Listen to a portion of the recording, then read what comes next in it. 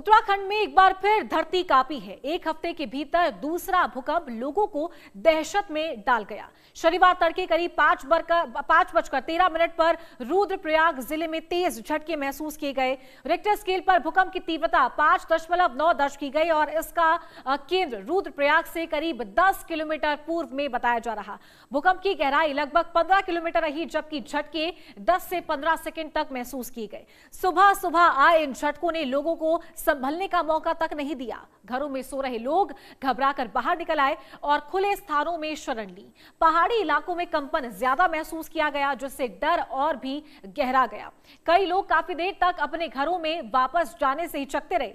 फिलहाल किसी बड़े नुकसान या जनहानि की खबर सामने नहीं आई है, लेकिन प्रशासन पूरी तरीके से अलर्ट मोड पर है और हालात पर लगातार नजर रखी जा रही है। आपदा प्रबंधन की टीमें सतर्क है और किसी भी आपात स्थिति से निपटने के लिए तैयार है।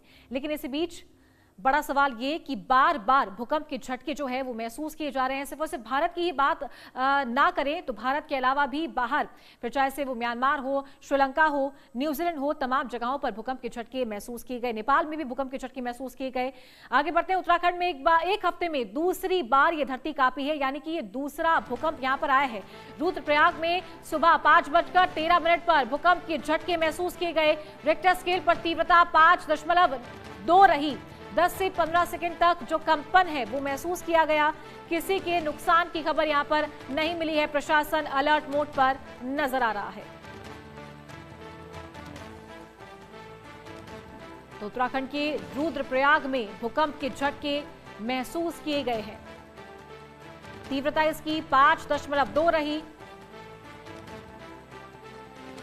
10 से 15 सेकंड तक जो कंपन है वो महसूस किया गया। तो सुबह 5:13 पर यह भूकंप आया है। रिक्टर स्केल पर इसकी तीव्रता 5.2 रही है। और चलिए आगे बढ़ते हैं। उत्तराखंड में फिर कांपी धरती, ग्राफिक्स के जरिए आपको समझाएंगे। एक हफ्ते में दूसरी बार भूकंप के झटके उत्तराखंड में महसूस किए गए हैं। बागेश्वर के बाद रुद्रप्रयाग में ये झटके महसूस किए गए और इसकी तीव्रता 5.2 रही है। रिक्टर स्केल पर इसकी तीव्रता 5.2 सामने निकल कर आई है। सुबह सुबह भूकंप के ये तेज झटके महसूस किए गए। 10 से 15 सेकंड तक कंपन महसूस हुआ। फिलहाल किसी बड़े नुकसान की जो खबर है वो नहीं मिल रही है, यानी कि कोई जनहानि फिलहाल नहीं हुई है। लेकिन लोगों से सावधानी बरतने की अपील जो है वो प्रशासन के द्वारा की जा रही है। एडवाइजरी जारी की गई है कि अगर भूकंप के झटके महसूस होते हैं तो किस तरीके से लोगों को डील करना है, घरों से बाहर निकलकर सुरक्षित स्थानों पर आना है। तो चलिए अब आपको समझाएंगे कि आखिरकार भूकंप के पीछे क्या बड़े वो कारण है, किस वजह से भूकंप आता है, कितना नुकसान हो सकता है और आपको क्या जो अवेयरनेस है वो अपने अंदर लानी चाहिए, लोगों को जागरूक करना चाहिए। हमारे साथ कुछ मेहमान जुड़ेंगे जिनसे चर्चा करेंगे इस भूकंप को लेकर कि किस तरीके से भूकंप आता है और क्या खास ख्याल रखना चाहिए, इसके पीछे बड़ा कारण क्या है। सुशील रोहेला जी हमारे साथ जुड़ गए हैं, भूकंप वैज्ञानिक। सुशील जी, बहुत स्वागत है आपका इंडिया न्यूज पर। तो सबसे पहले आपसे जानना चाहेंगे कि इसका कोर रीजन क्या है, क्यों भूकंप आता है। और क्योंकि अगर पिछले दिनों की बात करें, भारत में उत्तराखंड में 2 बार आ चुका है, नेपाल में, श्रीलंका, न्यूजीलैंड, कई जगहों पर, इनफैक्ट राजधानी दिल्ली में भी भूकंप के झटके महसूस किए गए। कोर रीजन क्या है इसका? देखिए, इंडिया अभी इन जो इंडिया में हिमालयन बेल्ट में जो भूकंप आ रहे हैं उसका जो मुख्य कारण है वो ये है कि इंडियन प्लेट यूरेशियन प्लेट से कोलाइड कर रही है, उसके नीचे घुस रही है एक तरह से, और उसने उसे स्टॉप कर दिया। तो उसने उसे स्टॉप कर दिया तो पूरी प्लेट में तनाव है। उसकी वजह से अभी इस बेल्ट में 4 बड़े भूकंप, बड़े का मतलब ग्रेट अर्थक्वेक, जिनका मैग्नीट्यूड 8 से ज्यादा होता है, आए हैं यहाँ पर। और छोटे छोटे अर्थक्वेक पीछे उत्तराखंड में, चमोली में, जिनका मैग्नीट्यूड 5.7, 5.8 रहा है पीछे। तो हमें ये तो स्वीकार करना पड़ेगा कि हमें इनके साथ में रहना है, क्योंकि इंडियन प्लेट का जो ये स्टैटिक प्लेट नहीं है, डायनेमिक प्लेट है, इसका मूवमेंट है। और ये लगभग 40 to 50 मिलीमीटर पर ईयर की दर से गति कर रही है नॉर्थ ईस्ट की तरफ, और पूरे हिमालय को सेंसिटिव बना रही है। जहां जहां पर वो स्ट्रेस जो है, वो जो स्ट्रेस है रॉक स्ट्रेंथ से एक्सीड कर जाता है, तो वहां पर वो फिर भूकंप के रूप में बाहर निकलता है। तो हमें ये जो भूकंप है जो अभी आपने बताया 5.2, 5.8 मैग्नीट्यूड के, जो रुद्रप्रयाग में आए हैं, पहले भी 5.7 का एक मैग्नीट्यूड का रुद्रप्रयाग में आया था। तो इस तरह के जो भूकंप हैं वो आपेक्षिक हैं पूरे हिमालयन बेल्ट में, चाहे सिक्किम की बात करें और चाहे हम लोग कश्मीर में जो भूकंप आ रहे हैं उनकी बात करें, चाहे हिमाचल में जो भूकंप आ रहे हैं, तो ये हमें बेसिक स्तर पर इसे स्वीकार करना होगा और इस तरह के झटके को हमें ये मानना पड़ेगा कि ये अब आते रहेंगे। जैसे जापान में होता है कि वहां तो तीन प्लेटें कोलाइड कर रही हैं, तो यहाँ 2 प्लेटें कोलाइड कर रही हैं, उसकी वजह से जो स्ट्रेस है वो रिलीज होगा और इस तरह के जो अर्थक्वेक है वो हिमालय में जैसे 50 से लगभग 15 से 25 किलोमीटर तक डेप्थ के अर्थक्वेक यहाँ पर आते हैं। ठीक है सर, मैं दोबारा आपका रुख करूंगी। इस बीच ग्राफिक्स के जरिए आपको समझाएंगे, दर्शकों को समझाएंगे कि भूकंप के पीछे कारण क्या है। डिटेल में उनको समझाते हैं कि पृथ्वी की टेक्टोनिक प्लेटों का टकराना इसके पीछे कोर रीजन यानी कि जो मुख्य वजह है वो बताई जाती है। साथ ही जो फॉल्ट लाइनें हैं उनमें अचानक जो खिसकाव होता है वो इसके पीछे बड़ा कारण माना जाता है। भूकंप के कारण आपको समझा रहे हैं। ज्वालामुखी गतिविधियां ये भी भूकंप के कारणों में से एक एस्पेक्ट जो है वो उसका माना जाता है और कभी कभी मानव गतिविधियां भी भूकंप का कारण मानी जाती है। तो ये 4 प्रमुख कारण कि पृथ्वी की टेक्टोनिक प्लेटों का टकराना भूकंप के पीछे कारण है। साथ ही फॉल्ट लाइनों में अचानक खिसकाव आना ये भी भूकंप के कारणों में शामिल है। साथ ही ज्वालामुखी गतिविधियां ये भी भूकंप के कारणों में शामिल हैं। इन वजहों से भूकंप आता है। साथ ही कभी कभी मानव गतिविधियां भी इसके पीछे कारण है। सुशील जी, मैं आपके पास आना चाहूंगी। बात कर लेते हैं मानव गतिविधियों की। तो किस तरीके से और क्या वो जो एक्टिविटीज हैं जो इसके पीछे इफेक्ट करती हैं, क्योंकि आजकल अगर देखा जाए तो जो अवैध खनन है वो युद्ध स्तर पर जारी है, जो डिगिंग होती है, ड्रिलिंग होती है, और डिटेलिंग में आपसे जानना चाहूंगी क्या वो मानव गतिविधियां हैं। देखिए, जो नए कंस्ट्रक्शन हो रहे हैं, तो जो नॉर्म्स बनाए हैं, जो हमारा उत्तराखंड का डिजास्टर मैनेजमेंट डिपार्टमेंट है, उन्होंने बहुत ही स्ट्रॉन्ग कोडिंग कर रखी है इस पे।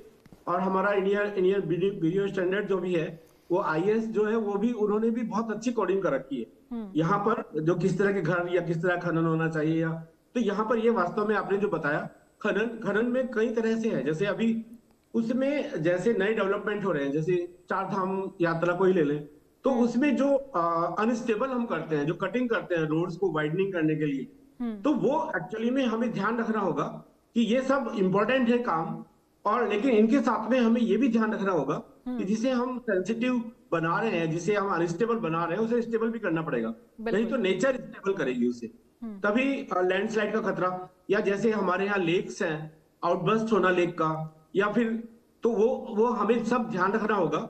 इसी कारण इसे उत्तराखंड को जोन 5 से 6 में डाला है, पूरे हिमालयन बेल्ट को।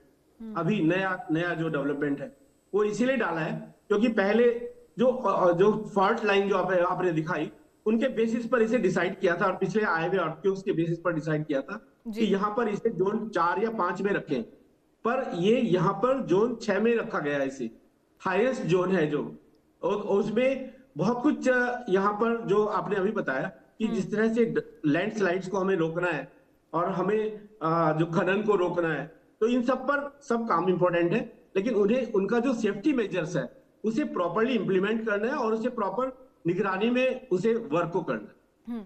ठीक है सुशील जी, मैं दोबारा आपके पास में आऊंगी। इससे पहले लोगों को समझाते हैं, दर्शकों को बताते हैं कि अगर भूकंप आता है तो क्या करना चाहिए, क्या वो सेफ्टी मेजर्स है जिनका ध्यान आपको रखना चाहिए, और वो जो अवेयरनेस है वो आपके साथ साथ आपको लोगों में भी डालनी जरूरी है। मजबूत टेबल या फर्नीचर के नीचे आपको छिप जाना है। अगर आप किसी बड़ी बिल्डिंग में रहते हैं, आपके पास में एस्केप का कोई और तरीका नहीं है, तो खिड़कियों, शीशों और दीवारों से दूर रहने की आपको जरूरत है। उसके बाद में लिफ्ट का इस्तेमाल बिल्कुल ना करें, क्योंकि लाइट्स जा सकती है, इलेक्ट्रिसिटी शटडाउन हो सकता है, इसकी वजह से ये इसका इस्तेमाल ना करें। बाहर हो तो खुले मैदान में जाकर खड़े हो जाए जहां पे आसपास कोई भी बिल्डिंग ना हो, कोई बड़ी इमारत ना हो। बिजली और गैस कनेक्शन को तुरंत बंद करें, इसकी अवेयरनेस सबसे ज्यादा होनी चाहिए, क्योंकि जब भूकंप आता है तो लोग पैनिक में आ जाते हैं और पैनिक में आकर या वो घरों से बाहर निकलते हैं। इतनी अवेयरनेस है लोगों में कि या तो वो किसी मजबूत टेबल के नीचे छुपे या सुरक्षित स्थान पर जाए, लेकिन जो लाइट है उसका शटडाउन करना, साथ ही जो गैस कनेक्शन है आपका उसको बंद करना सबसे ज्यादा जरूरी है, क्योंकि डिपेंड ये करता है कि रिक्टर स्केल पर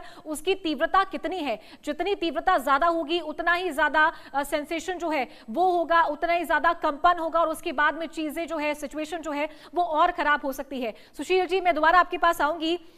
ये तो वो मेजर्स है जिनका ध्यान रखने की जरूरत है लोगों को। साथ ही रिक्टर स्केल की जो तीव्रता है उसके बारे में मैं आपसे जानना चाहूंगी कि कौन से वो मेजर्स हैं जिसमें ये जाना जाता है कि इस पॉइंट से अगर ज्यादा जो मीटर है आता है, फॉर एग्जांपल अगर 5 से ज्यादा आता है, 6 से ज्यादा आता है, तो वो ज्यादा खतरनाक है और उस सिचुएशन में हमें क्या करना चाहिए, साथ ही अगर 5 से कम आता है तो उसमें हमें क्या करना चाहिए? देखिए, यदि जो भूकंप जितने भी आए उत्तराखंड में, जैसे मैंने बताया जो ग्रेट अर्थक्वेक आया उनकी बात छोड़ दें, जो रिसेंट अभी आए हैं उत्तरकाशी में आया या फिर चमोली में आया, उनका मैग्नीट्यूड यही था। जैसे अभी आपने बताया 5.7 और 5.8 उनका मैग्नीट्यूड, लेकिन उन्होंने पूरा चमोली में थाउजेंड्स ऑफ पीपल किल हुए, मरे।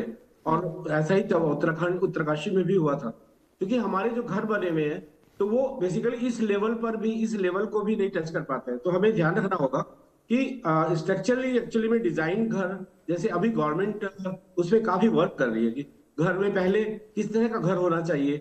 उत्तराखंड में जो वहां पर फिलाइट के ऊपर लिंटर डाल देते हैं, तो जरा सी शेकिंग हुई वो लिंटर सिर पर आ जाता है। और जो आपने बताया अभी कि हमें लिफ्ट का अरेंजमेंट नहीं यूज करना चाहिए, सही है, क्योंकि यदि आपका सेकंड मंजिल से ऊपर है आप, तो जहां है वहीं पर, जैसे आपने बताया कि हम लोग उसके मेज के नीचे या सेफ प्लेस पर वहां पर ले, ताकि पत्थर या छत गिरे तो उससे हम बच सके। ये बहुत इंपॉर्टेंट है। और ये भी इंपॉर्टेंट है कि हमें ये ध्यान रखना होगा कि वहां की जहां पर घर बना है उसकी प्रॉपर स्टडी हो रखी है, उसमें नहीं हो रखा है। यदि सॉफ्ट सॉइल पर घर बना है तो वो शेकिंग ज्यादा करेगा। जैसे तो उसमें हमें ध्यान रखना होगा, जो हमारा माइक्रो जोनिंग मैप है उसे इंप्लीमेंट करना होगा, और ये ध्यान रखना होगा कि हम किस तरह से उस डिजास्टर से बच सकते हैं। या बहुत सारे जैसे पहाड़ में नदियां होती हैं, तो उसमें लोग उसके मुहाने पर घर बना लेते हैं, तो उसका भी ध्यान रखना होगा। सॉफ्ट सॉइल होती है बिल्कुल, और वो बहुत डैमेज करती है। सिक्किम वगैरह मैंने देखा है कि बहुत ध्यान रख रहे हैं, और उसमें उत्तराखंड में भी उन्होंने अभी गवर्नमेंट ने यानी 2 मंजिल से ऊपर के घर को अभी बैन कर रखा है। वो बहुत अच्छा स्टेप है गवर्नमेंट का, और उसमें वो 2 मंजिल तक ही बना सकते हैं। तो 2 मंजिल तक ज्यादा इस लेवल का यदि मैग्नीट्यूड आता है 5 और 6 मैग्नीट्यूड का, लेकिन इससे ऊपर का आता है। यदि जैसे उत्तराखंड में पूरे में ये स्टडी से पता चला है, वाडिया इंस्टीट्यूट ने, गहलोत जी ने जीपीएस स्टडी की, तो और इस तरह की माइक्रोजोनिंग या जो टोमोग्राफिक स्टडी की, जो सरफेस को 3D में मैप करते हैं, तो उन सब स्टडियो से ये पता चला है कि हमें ध्यान रखना है बिल्कुल उत्तराखंड में कि हमें स्ट्रक्चरली किस तरह से घर बनाना है। यहाँ पर 5-8 मैग्नीट्यूड के अर्थक्वेक को कई लोगों ने, कई एजेंसीज ने, गहलोत जी ने भी, जो वाडिया के डायरेक्टर हैं इस समय, उन्होंने भी बताया कि भाई यहाँ पर उत्तराखंड में या 8 मैग्नीट्यूड के, या हिमालयन बेल्ट में 8 मैग्नीट्यूड से का अर्थक्वेक भी संभावित है। तो इसके लिए हमें पूरा ध्यान रखना होगा। अब ध्यान काहे में रखना होगा, क्योंकि यदि जोनिंग 5 से 6 जाती है तो जो स्ट्रक्चरली डिजाइन होता है उसकी कॉस्ट भी प्रोपोर्शनल बढ़ती है उस तरह से। जैसे टिहरी डैम को 8 मैग्नीट्यूड से ज्यादा का भूकंप के लिए बनाया गया, ताकि 8 मैग्नीट्यूड ज्यादा का भूकंप भी आए तो उसमें कोई डैमेज नहीं होगा। इसी तरह से घरों को भी, लेकिन उसमें कॉस्ट प्रोपोर्शनली बढ़ जाती है। जैसे कोई आप अस्पताल बना रहे हैं या स्कूल बना रहे हैं, या फिर कोई इस तरह का जो गवर्नमेंटल स्ट्रक्चर बना रहे हैं, तो उन सब में ये ध्यान रखना होगा पूरी तरह से कि हमारा जो हम जहां बना रहे हैं वहां पर कितना भूकंप किस तरह से कितने मैग्नीट्यूड का यहाँ पर ट्रिगर कर सकता है। तो और 6 मैग्नीट्यूड 6 जोन में यदि बना रहे हैं तो उसमें किस तरह से उसका मटेरियल स्ट्रक्चरल डिजाइन किस तरह का रहेगा, ये बहुत इंपॉर्टेंट। ठीक है सुशील जी, आप बनी रहे हमारे साथ, मैं दोबारा आप करूंगी। और अब दर्शकों को समझाते हैं कि जो रिक्टर स्केल है उसका प्रभाव क्या है, कैसे उसकी जो तीव्रता है वो मापी जाती है, कैसे उसे देखा जाता है। तो 0 से लेकर 1.9 सिर्फ सीस्मोग्राफ के जरिए बताया जाता है। 2 से 2.9 हल्का कंपन इसमें देखने को मिलेगा रिक्टर स्केल पर, अगर इसकी तीव्रता ये रहती है। 3 से लेकर 3.9 जैसे कोई ट्रक पास से गुजर जाए वो आपको सेंसेशन वहां पर महसूस होगा। 4 से 4.9 खिड़कियां टूट सकती है, फ्रेम गिर सकते हैं, ये वो रिक्टर स्केल की तीव्रता के अकॉर्डिंग आपको समझा रहे हैं। 5 से 5.9 फर्नीचर हिल सकता है और हल्का नुकसान आपको इस पर हो सकता है। 6 से 6.9 इमारतों को नुकसान पहुंच सकता है और जो कमजोर ढांचे हैं वो गिर सकते हैं। 7 से 7.9 बड़े स्तर पर तबाही आ सकती है, सामने जमीन में दरारें आ सकती है। 8 से लेकर 8.9 बहुत भारी नुकसान, पूरा इलाका भूकंप के चलते प्रभावित हो सकता है। 9 या उससे ज्यादा अत्यंत विनाशकारी शहर तबाह हो सकता है। तो 0 से 1.9 सिर्फ सीस्मोग्राफ से ही पता चल पाता है।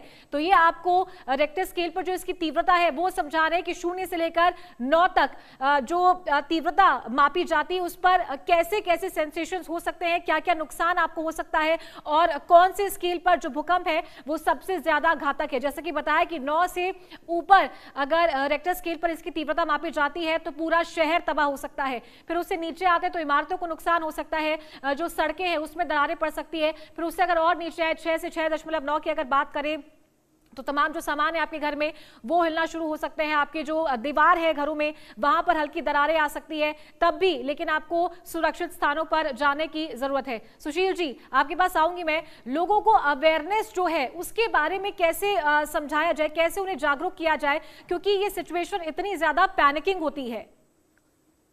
देखिए, बहुत इंपॉर्टेंट क्वेश्चन है आपका, क्योंकि इसमें क्या होता है कि अवेयरनेस में हमें ये भी, आप यदि किसी से पूछें कि यदि भूकंप आ जाएगा रात को, तो जापान वगैरह में जैसे ड्रिलिंग कराते हैं, वो कोई शेकिंग कराकर उसका ऑब्जर्व करते हैं कि किस तरह से रिएक्ट करता है आदमी। तो हम कभी ये भी नहीं सोचते कि यदि भूकंप आ जाएगा तो हम कौन से दरवाजे से बाहर जाएंगे, कौन सा इजी एस्केप होगा, क्या हमें जीने से जाना चाहिए या नहीं जाना चाहिए। यदि रात के समय में भूकंप आता है तो ये बहुत इंपॉर्टेंट क्वेश्चन हो जाता है।